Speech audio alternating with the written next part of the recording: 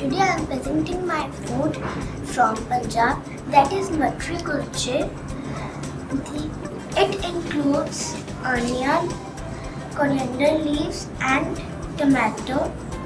My native place is Haryana. There are many popular dishes in Haryana. My native food is son papdi. It's made up of milk, sugar.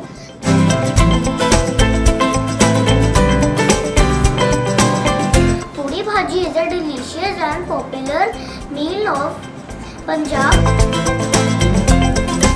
This is churma. This is dal. Dal churma is very tasty and healthy because it has dal, which is a pulse and healthy for our health.